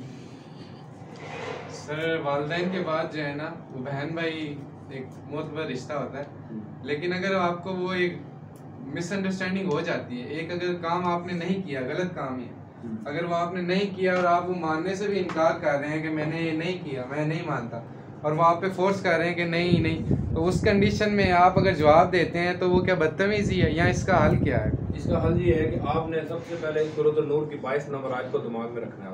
बिस्मिल्लाहिर्रहमानिर्रहीम। अल्लाह तबारक व तआला अज़्ज़ व जल फरमाते हैं, नंबर 1 पे 53 नंबर वर्स है सूरत बनी इसराइल की। इंतहाई ए मेरे नबी सल्लल्लाहु अलैहि वसल्लम, मेरे बंदों से कह दीजिए कि इंतहाई पसंदीदा बातें किया करें, यानी पॉजिटिव बातें करें। नेगेटिव यानी बुरी बातों की वजह से शैतान उनके दरमियान फसाद मचा देगा। सूरत बनी इसराइल वर्स 53 में, ठीक है, ये अल्लाह पाक ने फरमाया। अच्छी बातें करनी है तो फिर फसाद होगा ही नहीं, झगड़ा नहीं होगा, मिसअंडरस्टैंडिंग मिसकंसेप्शन डेवलप ही नहीं हो पाएंगी। कोई पंजाबी सिंधी बलोची पठान बैठा हुआ है, एक बंदा कह दे कश्मीरी भाई बैठा हुआ तो कहेगा जी वो पठान होंगे ही खर दिमाग, तो कह दे तो पठान कहेगा यार तुम भी पागल है, फिर तो यानी है तो तुम मेरे से ज्यादा पागल है, फिर झगड़ा होगा कि नहीं। यानी एक नेगेटिव बात करने के ऊपर कितनी आग लग जाती है, लगती है कि नहीं। एक बंदा कमेंट्स बैड कमेंट्स करेगा, मालिक अज़्ज़ व जल की नाफरमानी कर रहा है ना, सूरह बनी इसराइल की 53 नंबर वर्स में यही तो अल्लाह पाक समझा रहे हैं कि अच्छी बात करो ताकि झगड़ा ना हो पाए, अखलाक के दायरे में रहो, नबी सल्लल्लाहु अलैहि वसल्लम की सुन्नत पे चलो। अच्छा, तरीका कर क्या था अगर झगड़ा फसाद बहस मिसअंडरस्टैंडिंग्स हो भी जाएं? आपका जवाब है अब ये, तो सूरत नूर की 22 नंबर आयत में अल्लाह पाक फरमाते हैं कि तुम लोगों के कसूर और गलतियां, क्या चीजें, कसूर और गलतियां माफ कर दिया करो अगर तुम चाहते हो कि अल्लाह रब्बुल आलमीन तुम्हारे कसूर और गलतियां माफ कर दे। तो आपने डिलीट का बटन दबाना है मेमोरी में से। शैतान मेमोरी को ट्रिगर करता है, इब्लीस के पास इल्यूजनिस्ट है, ये मेमोरी का कंट्रोल है। हमें तो पहले शैतान का भी इंट्रोडक्शन लेना पड़ेगा कि ये क्या चीज है, इसके पास किस चीज का नॉलेज है, ये मेमोरी को कंट्रोल कर रहा है, इल्यूजनिस्ट है, बात को ट्विस्ट करा देता है। आप कुछ कह रहे हो उसको कुछ समझ आएगा, आप अपने भाई को कह रहे हो यार मैं तेरी नसीहत के लिए कह रहा हूं, और कह रहा है अपने पास रख नसीहत, तू मुझे पता है जो समझा रहा है मुझे, समझे कि नहीं। क्यों? अब उसके कंट्रोल में ये गेम है। अब वो बंदों को ट्विस्ट कर रहा है आपस में, बहन भाइयों को।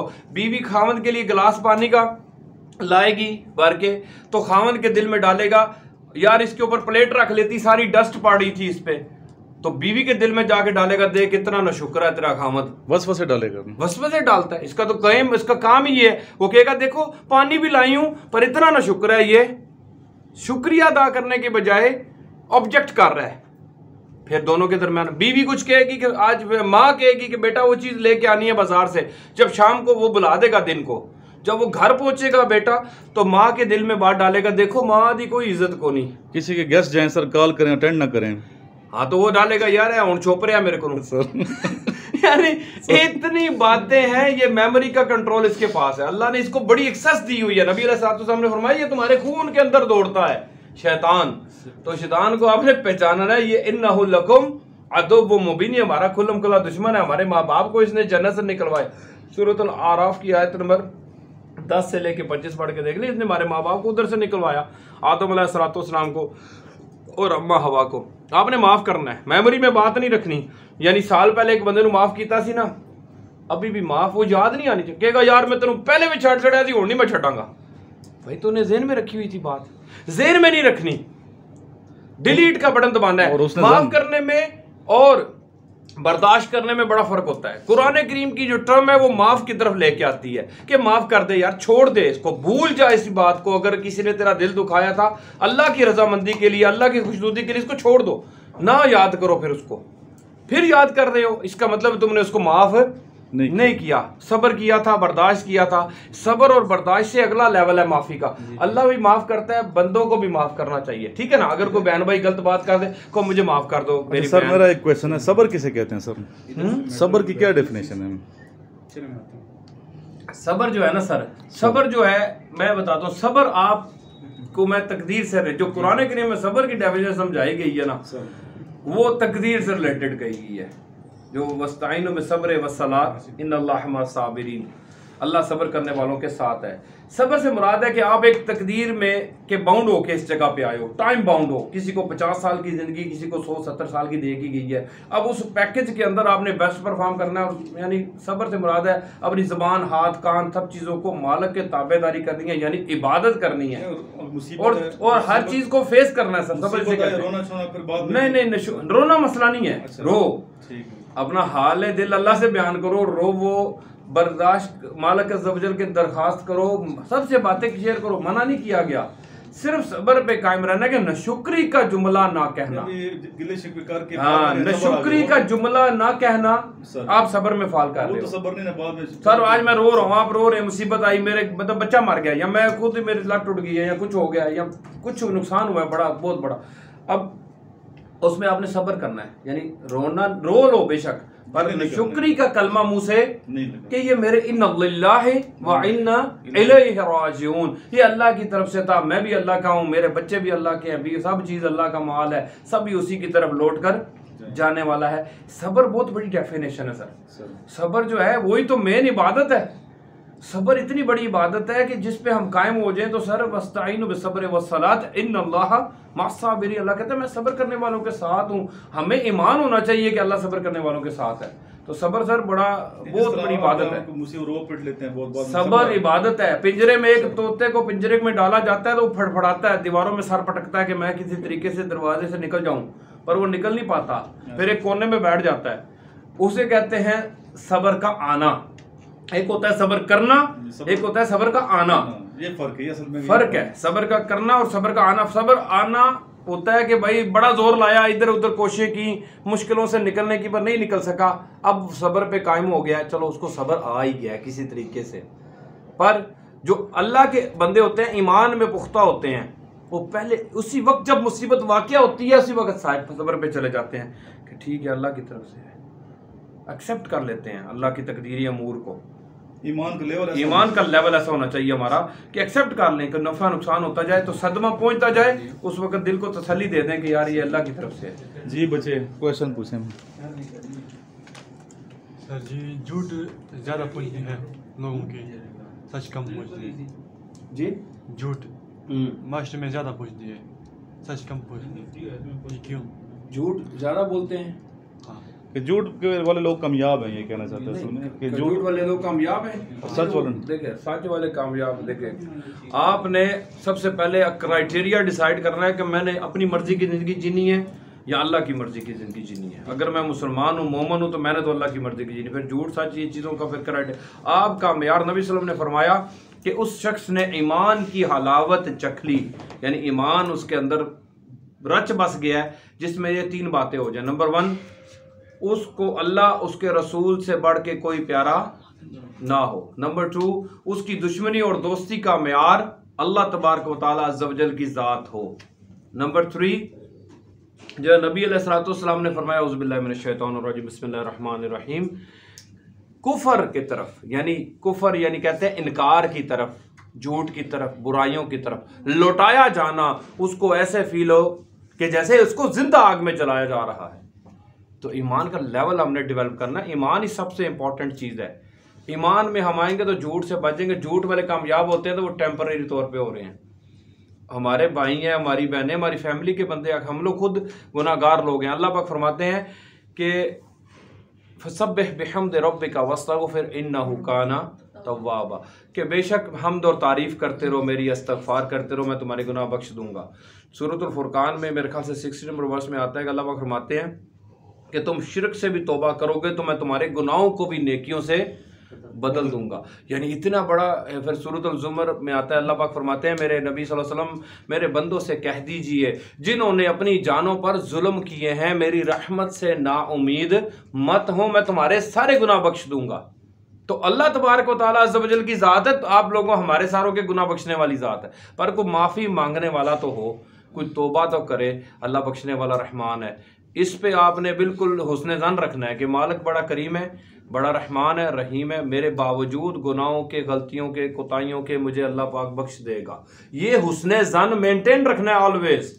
खौफ और तमे की कैफियत में, खौफ की कैफियत है कि अल्लाह डर लगता है कि गलती की वजह से आप मुझे अजाब ना दे दो क़यामत वाले दिन या मुझे दुनिया और आखिरत में।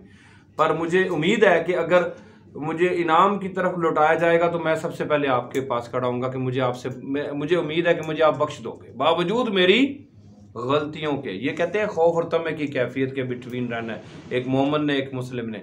हर वक्त डरते भी रहना है कि गुनाह ना हो जाए, अगर हो जाए तो फिर उम्मीद तौबा कर लो कि अल्लाह गलती होगी, अल्लाह माफ़ कर दो आप। अल्लाह बड़ा गफूर रहीम है सर। इसीलिए तो वो कहता है इंसान करना खता का पुत्र करेगा गलती। इंसान से तो खता होनी है, आदम अलैहिस्सलाम से हुई है तो हमारे से नहीं हो सकती क्या? उन्होंने दाना वो खा लिया, फल से मना किया गया था, क्या उन्होंने जुल्म नहीं किया अपनी जान पे? रब्बना ज़लमना अनफुसना व इल्लम तगफिर लना व तरहमना लनकुनन्ना मिनल खासिरीन वाली दुआ नहीं मांगी थी आदम अलैहिस्सलाम ने? मूसा अलैहिस्सलाम ने गलती से जब बंदे को मुक्का मारा तो बेचारा बंदा मर गया, तो कहते कॉल इन्नी ज़लमतु नफ्सी, कि मैंने अपनी जान पे जुल्म किया। हाज़ा मिन अमल शैतान, ये तो शैतानी अमल हो गया मेरे से। हालांकि मूसा अलैहिस्सलाम मारने नहीं चाहते थे उसको, डेलिबरेटली जानबूझकर उन्होंने समझाने की नीयत से उसको मुक्का मारा, वो बंदा मर गया। नूह अलैहिस्सलाम ने अपने काफिर बेटे के लिए दुआ कर दी कि या अल्लाह बख्श दे मेरा पुत्र है। अल्लाह ने फरमाया नूह तू नादान क्यों बन रहा है, ये तो काफिर है, मोमिन की दुआ कर सकता था, मैं तेरी दुआ सुनता हूं। कुरान करीम में ये सारे वाकयात मौजूद है। नूह यूनुस अलैहिस्सलाम ने फरमाया कि वो गुमान ज्यादा कर बैठे हो, एक तो होता है गुमान हुस्न-ए-ज़न रखना, एक होता है खुश गुमानी ज्यादा कर बैठे। कोई गल अल्लाह नहीं पूछेगा मैं जा रहा हूं। अल्लाह ने क्या क्यों नहीं पूछांगा मैं? उन्होंने पकड़ के यूनुस अलैहिस्सलाम को मछली के पेट में फेंका, तो उधर पुकारते हैं ला इलाहा इल्ला अंत सुब्हानका इन्नी कुन्तु मिनज़ ज़ालिमीन। ये अंबिया की मैं बातें आपको बता रहा हूँ कि नबियों से भी इस तरह की लग़ज़िशें और जो खताएं छोटी मोटी हो जाती हैं, गुनाह की कैटेगरी में नबी नहीं आगे जाते, पर ये मिस्टेकें तो कुरान में मौजूद हैं। पूरा कुरान पढ़ा ये चीज़ों के बारे में। यूसुफ अलैहिस्सलाम ने नहीं कह दिया था कैदी को कि मेरे जिक्र बादशाह के साथ करना, तो अल्लाह ने वो शैतान ने कैदी को बाद ही बुला दी। सर जिस तरह मौजूदा दौर में मुसलमानों के अंदर सारे फ़िरके बने, फितने बने, तो सर हम लोग कौन से स्टेप ले सकते हैं करंट टाइम में मुसलमानों को इकट्ठा करने के लिए? सर हमने नबी अलैहिस्सलाम का हुस्न अखलाक अपनाना है। सुन्नी शिया वहाबी देवबंदी बरेलवी अहले हदीस, हम बहुत सारे फ़िरकों में बटे हुए हैं और फ़िरका वारियत एक हराम अमल है। बिस्मिल्लाहिर्रहमानिर्रहीम सूरत आल इमरान की 103 नंबर बस में वअतसिमू बिहब्लिल्लाहि जमीअन वला तफर्रकू, तफरकाबाजी से बचना है, अल्लाह की रस्सी को मजबूती से थामना है। यानी नबी अलैहिस्सलाम की मुबारक अखलाक को, सुन्नतों को और तफरकाबाजी नहीं करनी। और अगर हो चुकी है अब अहले सुन्नत, उनके नीचे बहुत से आप छूटे, शाफी, मालिकी, हम्बली, हनफी के नीचे देवबंदी, बरेलवी, फिर अहले हदीस। कितनी जमातें अहले सुन्नत की हैं और कितनी जमातें अहले तशय्युअ भाइयों की भी हैं। उसमें दाऊदी, बोरी, इस्माइली, आगा खानी और कितनी नेटवर्क्स हैं उनके बने हुए हैं। 12 इमामी, ठीक है ना, मैं तो काफ़ियों को जानता हूँ ना। मेरी ओवरऑल स्टडी कंपैरेटिव रिलीजन्स के अलावा कंपैरेटिव सेक्ट्स की मेरी स्टडी है माशाल्लाह। तो मैं कहता हूँ सारों को कम टू कॉमन टर्म्स पे लाया जाए कि अल्लाह की इबादत करनी है, उसके साथ शिरक नहीं करना, उसके सिवा किसी को अपना कारसाज नहीं बनाना, ताकि हम इत्तेहाद, इत्तफाक, मोहब्बत से चलना है, दर्द दिल से देखना है, नफरत से नहीं देखना। सर सारे भाई हैं, सारे नबी करीम अलैहिस्सलाम की उम्मत है, सारे अल्लाह रसूल और कुरान को मानते हैं। हमने कहना ये भी हमारा भाई है, खैर है यार, वो बेचारा अपने स्कूल ऑफ थॉट्स में फंसा हुआ है तो कोई बात नहीं, हमने प्यार से देखना है सबको, अच्छा हुस्न ज़न मेंटेन रखना है, दर्द दिल रखना है। ये हुस्न ज़न रखना है कि किसी भी फिरके से कोई बिलोंग करता है, उसका खात्मा बिल ईमान अगर हो गया तो वो जन्नत में जाएगा। को सुन्नी हो, शिया हो, वहाबी हो, देवबंदी हो, बरेलवी अहले हदीस, जो मर्जी हो जाए, जब वो मरते वक्त उसको कलमा नसीब हो जाए, अल्लाह उसको बख्श देगा, कोई रोक नहीं सकता अल्लाह को। आप समझे कि नहीं? इवन के काफर हिंदू के बारे में भी आपने, सिख के बारे में भी, क्रिश्चियन जूस के बारे में भी हुस्न ज़न ये वाला मेंटेन करना है कि हो सकता है कल एक हिंदू मुसलमान हो जाए और तौबा कर ले अपने गुनाहों से और हमारे से पहले जन्नत में बैठा हो, ये भी हो सकता है। अल्लाह की मर्जी है, जिसको चाहे हिदायत दे, जिसको चाहे गुमराह करे, जिसको चाहे काफिर रहने दे, जिसको चाहे मुनाफिक रहने दे। ला हौला वला कुव्वता इल्ला बिल्लाह। ये फैसले अल्लाह के हैं, हम लोग डिसीजन करने वाले कौन है कि कौन सही है तो कौन गलत है, अल्लाह के वाले करें, अल्लाह बेहतर फैसला करना है। वह खैरुल हाकिमीन। सबके लिए मोहब्बत का जज्बा रखना है सर, झगड़े फसादात और बहसों में आगे नहीं बढ़ना। बहसों का कोई एंड नहीं होता, नेवर एंडिंग टॉपिक्स हैं। ये फिरका वारियत के रफजदैन को कर रहा है, कोई हाथ बांध रहा है, कोई अमीन कर रहा है, करे जिसे मर्जी को कर रहा है अल्लाह के वाले, पर अखलाक पे तो कंप्रोमाइज ना करें, ठीक है ना। अखलाक तो सबके लिए कॉमन है। नबी सल्लल्लाहु अलैहि वसल्लम ने फरमाया तुम्हारी जुबान और हाथ से दूसरे महफूज रहने चाहिए। तो जब फिरका वारियत करोगे तो कौन महफूज रहेगा भाईजान? हाथ से और जुबान से। फिर काफिर मुनाफिक बनाना, टमकाना, सारा कुछ कह देंगे एक दूसरे को, कहते हैं कि नहीं? लिहाजा बहस करना ही हराम है। जी बेटा, नेक्स्ट क्वेश्चन। मुसलमानों को पूरी दुनिया में दहशतगर्द दिखाया जा रहा है, ये क्यों दिखाया जा रहा है और हम क्या कर सकते हैं इससे? मुसलमानों को दहशतगर्द इसलिए दिखाया जा रहा है कि मुसलमान, इस्लाम इज द फास्टेस्ट क्या कहते हैं growing religion in the earth है। जो सबसे तेजी से फैलने वाला रिलीजन है वो इस्लाम है। वो कुरान करीम की वजह, उस मुसलमान की वजह से नहीं फैल रहा। मुसलमान की तो क्वालिटी वो नहीं है जो कुरान के मुताबिक है, हमारी क्वालिटीज वो नहीं आ रही, पर कुरान वो कलाम अल्लाह है, वो मोजज़ा है जिसको पढ़ के काफिर बंदे मुसलमान हो रहे हैं, क्रिश्चियन जूस। अब उसको सैलाब को रोकने के लिए जो ब्लैक शेप ऑफ कम्युनिटीज होती हैं, काली भेड़े होती हैं जो मुसलमानों में मौजूद हैं, जो सो कॉल्ड मुस्लिम बने हुए हैं, अपने आप को कहते हैं मुसलमान हैं, नमाजें भी पढ़ेंगे, पगड़ियां भी रखी हैं, नमाजें भी पढ़े हैं, तस्बीहां भी घुमा रहे हैं, पर वो कुरान और सुन्नत की तालीमात से हटे हुए हैं, रहमत की तालीमात से हटे हुए हैं, दर्द दिल में उनमें मौजूद नहीं है। तो उनको एज अ एग्जाम्पलरी मुस्लिम के तौर पे उठाया जाता है। मीडिया प्रोपोगेट करता है कि ये मुसलमान है और ये नेगेटिविटी क्रिएट कर रहा है, तो इसको टारगेट करो। और जो अच्छे बंदे हैं, गुड जेस्चर वाले हैं, नेक बंदे हैं, अच्छे मुसलमानों की मिसाल नहीं दी जा रही। इसलिए ये एक प्रोपोगंडा है मीडिया के थ्रू और वेस्टर्न दूसरे कुफार का, उनको अपने जान बचानी है, अपने मुसलमान होने से बंदे बचाने हैं उन्होंने, तो वो उनको बचाने के लिए एक स्ट्रैटेजी उन्होंने अपनाई हुई है कि मुसलमानों में जो कमज़ोर ईमान वाले हैं, जो गुनाहगार बंदे हैं, जो फसाद फिल अर्द पर तुले हुए हैं, जो जाहिलीन हैं, उनकी मिसालें उठाते हैं। देखो ये पगड़ियाँ दाढ़ियों वाले बंदे, ये देखें ये कितने टेररिस्ट हैं, कितने ये नफरत फैला रहे हैं, ये इंसानियत से प्यार नहीं करते। हालांकि इस्लाम तो कहता है कि जिसने एक इंसान की जान बचाई तमाम इंसानियत की जान बचाई, और जिसने एक इंसान को कत्ल किया उसने तमाम इंसानियत को कत्ल किया। नबी सल्लल्लाहु अलैहि वसल्लम ने फरमाया जिसने एक ने ज़िमनी काफिर को कत्ल किया, ज़िमनी काफिर कहते हैं पाकिस्तान के मुल्क में अगर कोई क्रिश्चियन, जूज या सिख या हिंदू रह रहा है ना इधर, वो ज़िमनी काफिर है, मुसलमान तो नहीं है ना। ज़िमनी से कहते हैं कि टैक्स पे कर रहा है पाकिस्तान गवर्नमेंट को, उसकी जान माल की हिफाजत भी पाकिस्तान गवर्नमेंट का फर्ज है उसको बचाना। अगर उसको भी नबी सल्लल्लाहु अलैहि वसल्लम ने फरमाया किसी ने बेहक कत्ल किया तो 40 साल की मसाफत से जन्नत की खुशबू आ रही होगी, वो जन्नत में नहीं जाएगा बंदा। आका करीम अलैहिस्सलाम की हदीस पाक है। अब काफिर भी नहीं मार सकते आप, तो अब बिल्ली का बच्चा नहीं, अब जानवर मारना बड़ा मुश्किल है, सर गुनाह है उसका, तो इंसान तो बहुत बड़ी चीज है। जी नेक्स्ट अरसलान, मुख्तसर क्वेश्चन। सर ये जो लोग ताबीज़ बांधते हैं ये शिर्क है या फिर बांधना चाहिए? ऐसे पत्थर बांधते हैं गले में या फिर देखिए तावीज़ात में, देखिए ये बाद में सहाबा कराम के दौर में नहीं है, नबी सल्लल्लाहु अलैहि वसल्लम के दौर में भी तावीज़ात वाला मामला नहीं है। ये ताबईन के दौर में चीज़ों, कुरान करीम की आयात, आयतुल कुर्सी को लिख के बच्चों के गले में साहबी नहीं ताबई लटकाया करते थे, कोई मसला नहीं।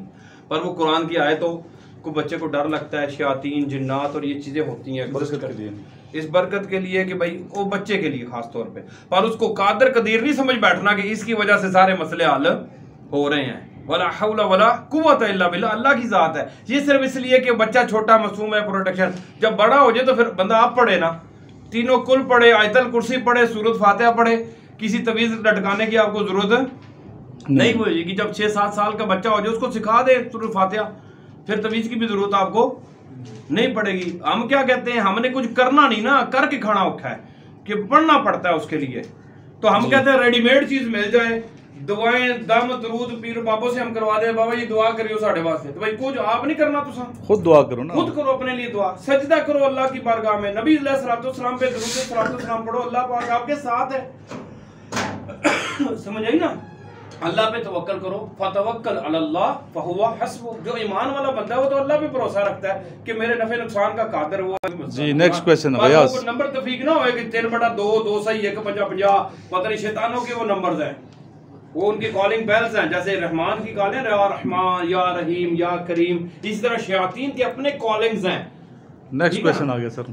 सर आपने कहा कि शैतान फसाद पैदा करता है ज़मीन पे, और जो मुनाफिक है वो भी फसाद पैदा करता है। सर तो इन दोनों में कोई फ़र्क है? शैतान और मुनाफिक में फ़र्क? कुरान करीम में बड़ा प्यारा सवाल किया बच्चे ने माशाल्लाह। मैंने पिछले दिन एक आयत पढ़ी थी कुरान करीम में, अल्लाह पाक फरमाते हैं मुनाफिक की मिसाल शैतान जैसी है। ओए कैसी प्यारी बात की अल्लाह पाक ने फरमाया, सुभान अल्लाह, मुनाफिक की मिसाल शैतान जैसी है कि जब शैतान को हमने पकड़ा कि अब तुमने इनको गुमराह किया है, तो कहता है या अल्लाह मैंने तो इनको गुमराह नहीं किया, रिवर्स मार गया उधर से, बात से मुकर गया कि मैं तो इसको नहीं था। अल्लाह कहता है मेरे सामने तो ड्रामा नहीं चल सकता ना, बंदों को तो तुम नजर नहीं आते थे, पर मैं तो देख रहा हूं। अब बात यह है कि मुनाफिक और शैतान दोनों एक ही सिक्के के 2 पहलू हैं, आप समझ गए ना। मुनाफिक और शैतान में कोई फर्क नहीं है, मुनाफिक और शैतान इज इक्वल टू है, कुरान में ये फार्मूला मौजूद है। आप समझे कि मुनाफिक और शैतान में कोई फर्क, और मुनाफिक हर एक को फतवा ही नहीं लगा सकते आप, फलां मुनाफिक फलां काफर फलां फलाना, ये हम नहीं कह सकते। ये अल्लाह के नबी सल्लल्लाहु अलैहि वसल्लम के दौर में आप सल्लल्लाहु अलैहि वसल्लम बता दिया करते थे, क्योंकि अल्लाह नबी को बता देता था कि ये मुनाफिक है, ये है, ये है, ये है। पर आज आप सल्लल्लाहु अलैहि वसल्लम के बाद कोई वही नहीं आती किसी पे कि बता सके कि फलाना मुनाफिक है। यहाँ अब सारों का पर्दे में चल रही है बात। अब आपने किसी को मुनाफिक का फतवा नहीं लगाना कि तुम मुनाफिक है। ये मुनाफिक की तो 4 निशानियां बताई गई हैं, पता है आपको जी? 4 निशानियां ना, वादा करेगा तो वादे की खिलाफवर्जी करेगा, अमानत दी जाएगी तो उसको खयानत करेगा, और हर वक्त झूठ बोलेगा। 3, और जब लड़ाई झगड़ा होगा तो गाली गलोच पर उतर आएगा। देखा जाए तो साढ़े अक्सरियत सारियां क्वालिटी मौजूद हैं और कई थोड़ियां मौजूद हैं। साहबा ने पूछा या रसूल अगर इन 4 क्वालिटियों में से किसी में एक क्वालिटी पाई जाए तो वो कौन होगा? तभी सल्लल्लाहु अलैहि वसल्लम में फाहुवा फासिक, वो फासिक है। फासिक से मुराद गुनाहगार है। मुनाफिक अभी आप किसी को डिग्री नहीं दे सकते, ठीक है ना, अब गुनाहगार ही हैं सारे। मुनाफिक का पर्दा क़यामत वाले दिन खुलेगा कि कौन मुनाफिक था और कौन क्या था। आप सल्लल्लाहु अलैहि वसल्लम के बाद अब सबके लिए अपने हुस्ने ज़न रखना है, ये नहीं कि जो अपने नाल मैच नहीं कर रहा वो मुनाफिक है। जी नेक्स्ट आ जाए बच्चे। क्या हम गैर मुस्लिम से इस बात पे बहस कर सकते हैं कि हमारा मज़हब जो है वो ठीक है, आप गलत है, या आप गलत नजरिए पर? आप बहस नहीं कर सकते, इल्मी डिबेट अखलाक से कर सकते हैं कि भाई गलत सही का तो बात आप ना करें, इंट्रोडक्शन करवाएं। गलत कहोगे तो वो तो ट्रिगर होगा। और भी याद रखें, गलत कहने का एक अंदाज होता है। अपने मालिक अज़्ज़ा वजल का इंट्रोडक्शन पहले खुद हासिल करें कि अल्लाह सुब्हानहू व तआला अज़्ज़ा वजल कौन है, अहकमुल हाकिमीन है, रब्बुल आलमीन है, हर चीज का पैदा करने वाला मालिक अज़्ज़ा वजल है। अल्लाहु खालिकु कुल्लि शै व हुवा अला कुल्लि शैइन वकील है, हर चीज का कारसाज वो खुद है। अब इंट्रोडक्शन टू अल्लाह सुब्हानहू व तआला, मैं एक चैप्टर लिख रहा हूँ माशाल्लाह, 10 चैप्टर है एक बुक में माशाल्लाह एक लिख रहा हूँ, उसमें ये एक चैप्टर है पूरा इंट्रोडक्शन टू अल्लाह सुब्हानहू व तआला अज़्ज़ा वजल। मालिक अज़्ज़ा वजल का तारुफ आपने करवाना है। इंट्रोडक्शन टू कुरान एंड नबी अलैहिस्सलाम का तारुफ आपने कुरान और सुन्नत से करवाना है। ये चीजें ये इंट्रोडक्शन दे दो, उसके बाद वमा अलैना इल्लल बलागुल मुबीन कर दो, ऑटोमेटिकली उनकी नफी हो जाएगी। आपको किसी को डिग्रेड करने की जरूरत नहीं है। कुरान करीम में अल्लाह फरमाता है किसी के झूठे खुदाओं को भी बुरा मत को, वो तुम्हारे सच्चे खुदा को कह देगा। जिद में आकर बग़यम बैनम, यानी आपसी सरकशी में आ जाएगा कि तू मेरे भगवान नु किया मैं तेरे नु कह दांगा। समझे कि नहीं? ये जिद में नहीं करना ट्रिगर। इसी तरह एक फिरके वाले ने दूसरे फिरके को नहीं छेड़ना, एक बलोची पठान से जात पात वाले ने दूसरी जात को भी नहीं छेड़ना। ये चीजें मना की गई हैं। इन बहसों में फजूल टाइम ज़ाया होता है और अखलाक का जनाजा निकल जाता है, ठीक है ना, भाईचारा खत्म हो जाता है। एक सिस्टम, ब्रदरहुड सिस्टम जो नबी अलैहिस्सलाम चाहते हैं, जो आप सल्लल्लाहु अलैहि वसल्लम का तरीका है, वो उससे हम हट जाते हैं अखलाक के दायरे से। हमने खुल्कुन अजीम को फॉलो करना है, नबी अलैहिस्सलाम के। जी नेक्स्ट क्वेश्चन, इस बच्चे का नंबर है। जी वैसे तो मैं बताया जाता है कि हमारी तकदीर जो लिख जाती है वही हमें मिलता है, क्योंकि हमें जो दुआ करने से, वजीफा करने से हमारी तकदीर बदल सकती है। क्या दुआ से तकदीर बदलती है सर?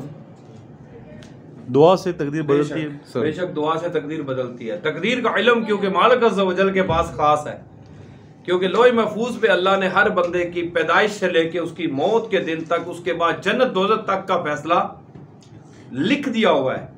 किस तरह लिखा है ये सोचना है, आपने समझा है। तकदीर का इल्म उसे कहते हैं कि जो आपने करना है अपनी फ्री विल के तहत इस प्लैनेट अर्थ पे आके, अल्लाह अज़्ज़ व जल ने अपने अलीम होने की वजह से वो पहले देखा और वो उसको लिख दिया। ये नहीं कि जो लिखा हुआ है वो आपने करना है। एक बंदा कह रहा है मैं शराब पी रहा हूं तो मेरी तकदीर लिखा सी शराब पीना, तो मैं तो पियांगा है। मेरे तकदीर में लिखा हुआ था मैंने कत्ल करना है, मेरे तकदीर में लिखा था मैंने चोरी करनी है। नहीं, तकदीर का कोई कॉन्सेप्ट उसमें नहीं है। हाँ, तकदीर में लिखा हुआ है, पर वो इसलिए लिखा हुआ है क्योंकि अल्लाह जानता है कि तुमने क्या क्या काम अपनी मर्जी से करने थे और वो काम अल्लाह ने लिख रखे। ठीक है कि नहीं बात? ये इंट्रोडक्शन है ना, तकदीर की डेफिनेशन में जाना है। तकदीर बंदे बड़े मिस कहते मेरी तकदीर च लिखा सी कि मैं इत्थे मैनू इत्थे नुकसान होना सी, वो और तकदीर है सर। ये ना तकदीर में लिखा था ना मनशाए खुदा। हाथ से मुझ पे जो गुजरे मेरे हालात में थे, अपने हालात हम खुद बना लेते हैं। आजमाइश जो है सारी। जी नेक्स्ट क्वेश्चन बचे। आपने आजमाइश में से गुजर रहे हैं और ये तकदीर का इल्म जो है ना, ये बहुत बड़ा टॉपिक है। तकदीर के बारे में सैयदना मौला अली अलैहिस्सलाम फरमाते हैं कि ऐसे है कि अंधेरी रात हो और समुंदर के अंदर आप एक कश्ती पे सवार हो, ना आपको सितारे नजर आ रहे हैं और अंधेरी रात है और आपको रास्ते की पता नहीं हो, तो आप उस तरह के एक मुसाफिर हो कि आपको किसी तरफ डायरेक्शन समझ में नहीं आएगी, फंस के रह जाओगे। क्या करना होता है उस सिचुएशन में? तवक्कल अल्लाह पे तवक्कल। जी बच्चे नेक्स्ट। सर आप वज़ाइफ का बताएं कि वज़ाइफ जो कुछ होते हैं कि जो कुछ इंसान भारी तो नहीं कह सकते कि जो जिस तरह का अमल होता है कुछ वज़ाइफ होते हैं, फिर वो किस तरह करने चाहिए? देखिए वज़ाइफ, सॉरी मैं बच्चे की जवाब कंप्लीट नहीं हुआ था बात कि उसने कहा था दुआएं से तकदीर बिल्कुल बदलती है जनाब। अल्लाह ताला की मर्जी है तकदीर का इल्म, क्योंकि उसके पास आप दुआएं करते रहें, इस्तग़फ़ार करते रहें। अगर आपकी तकदीर में कोई मुश्किल परेशानी है तो वो आपके अपने ही पैदा करता है बेसिकली। तो अल्लाह चाहेगा तो उसको अपने सिस्टम से मिटा के आपको इसको चेंज कर देगा। क्यों? लो कुरान करीम में आयत है सूरह हिजर है कि कौन सी सूरत में है कि तकदीर का इल्म हमारे पास से ही है, हम जिस चीज को चाहें रहने दें और जिस चीज को चाहें मिटा दें। ये आयत है कुरान करीम की। अल्लाह कहता है मेरी मर्जी, मैं जिन्हों मर्जी मिटा दा। अल्लाह को कोई रोक सकता है? इन्नल्लाह अला कुल्लि शैइन कदीर है। दुआ करो, हो सकता है तकदीर भी अल्लाह बदल दे। दुआ भी तो लिखी होगी दुआ, पर जहां पे आजमाइश के तौर पे तकदीर है वो आएगी। तकदीर में कुछ चीजें बदली जा सकती हैं, कुछ चीजें बदली नहीं जा सकती। मसलन इमाम हुसैन अलैहिस्सलाम शहीद होना थी तो होना ही सी। अब ये वो वाली तकदीरें होती हैं कुछ जो बदली अल्लाह के अंदर। नबी ने भी रोक देता कि आपने भी ये वाली रिक्वेस्ट नहीं करनी, इसको जाने दें ऐसे ही।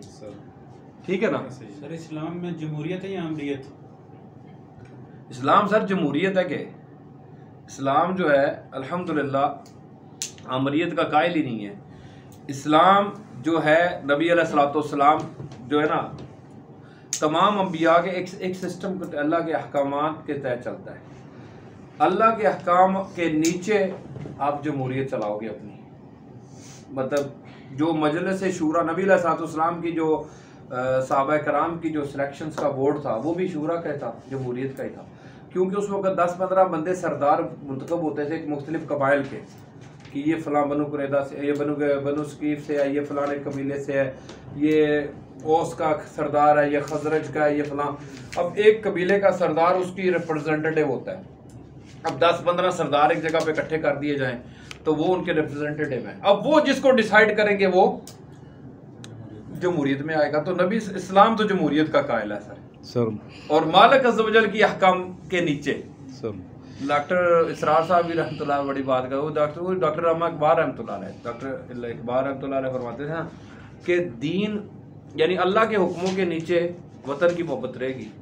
वतन की मोहब्बत भी अल्लाह की मोहब्बत के ऊपर जानी नहीं चाहिए। अगर पाक फौज में कोई बंदा भर्ती होता है, बॉर्डर पे गोली खाता है, शहीद होता है, तो वो अल्लाह के लिए शहीद हो रहा है, क्योंकि मुल्क पाकिस्तान कलमे के नाम पे बना है, ला इलाहा इल्लल्लाह मोहम्मद रसूलुल्लाह की वजह से।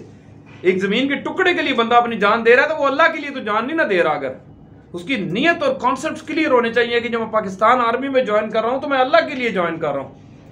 नबी सल्लल्लाहु अलैहि वसल्लम का दीन है, ये पाकिस्तान बनाया इसलिए किया कि पाकिस्तान का मतलब क्या, ला इलाहा इल्लल्लाह। तो ला इलाहा इल्लल्लाह की हिफाजत के लिए इस मुल्क के बच्चों के लिए कि ये अच्छे तरीके से खा पी रहे हैं, एक आज़ाद माशरे में रह रहे हैं, इसकी हिफाजत के लिए मैं जान दे रहा हूँ, अल्लाह की खुशनुदी और रजामंदी के लिए। ये सबसे इंपॉर्टेंट है, क्योंकि क़यामत वाले दिन शहीद को भी लाया जाएगा, सखी को भी लाया जाएगा, कारी को भी, हाफिज़ कुरान आलिम को भी लाया जाएगा कि उनको दोज़ख में भी फेंक दिया जाएगा कईयों को कि तुमने तो दिखावे के लिए जान दी थी, तुमने तो दिखावे के लिए तबलीग की थी, तुमने तो अल्लाह के लिए तो कुछ नहीं किया था ना। नबी सल्लल्लाहु अलैहि वसल्लम ने फरमाया जिसने दिखावे की नमाज पढ़ी गोया उसने शिरक किया। मतलब एक सेकंड के लिए सजदा लंबा कर देना कि कोई मुझे देख रहा है, तो उसकी नमाज शिरक में तब्दील हो जाती है।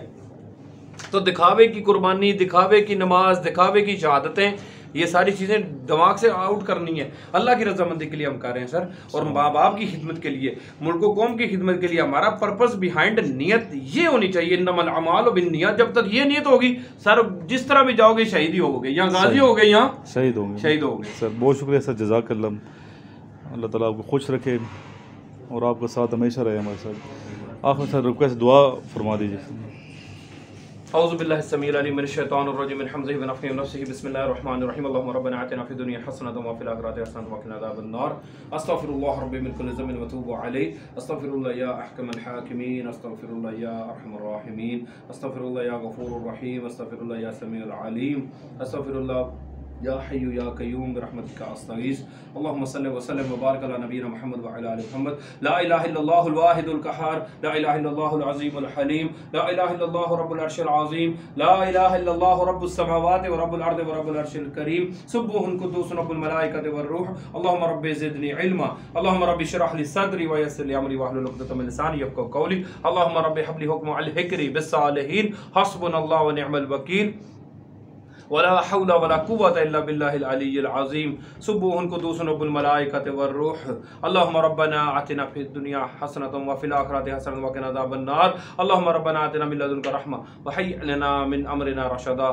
सुब्हानल्लाहि व बिहम्दिही सुब्हानल्लाहिल अज़ीम। अल्लाहुम्मा आफ़िनी फ़ी बदनी, अल्लाहुम्मा आफ़िनी फ़ी समई, अल्लाहुम्मा आफ़िनी फ़ी बसरी, ला इलाहा इल्ला अंत सुब्हानका या अरहमर राहिमीन, इन्नी कुन्तु मिनज़ ज़ालिमीन। सुब्हान रब्बिका रब्बिल इज़्ज़ति अम्मा यसिफून व सलामुन अलल मुरसलीन वल्हम्दुलिल्लाहि रब्बिल आलमीन बिरहमतिका या अरहमर राहिमीन।